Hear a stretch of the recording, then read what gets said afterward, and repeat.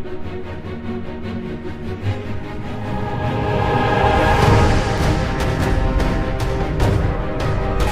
Lata.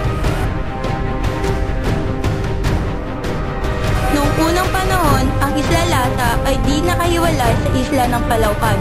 Ito ay karugtong ng panakan at malinaw. Tugal na iyaon ay isang mahiwaga at punong-puno ng kababalagan. Kaya ito ay tinuturing ng mga sinaunang tao na banal.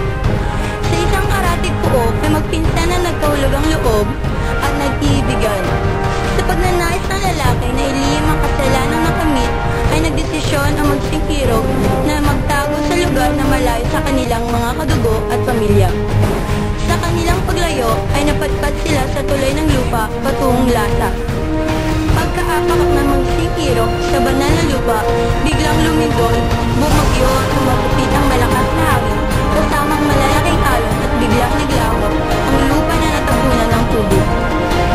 Kinabukasan, nabigla ang mga tao dahil nagkaroon na ng isla at nilamon ng dagat ang lupa na dati nilang nakikita. Parusa ng espiritu sa mga makasalanang napadpad sa banal ng lupa. Mapangalagaan ang kabanalan ng puok, kaya hiniwalay na lang ito upang maiwasang muli ang pag-akbang ng mga makasalanan sa banal na lupa.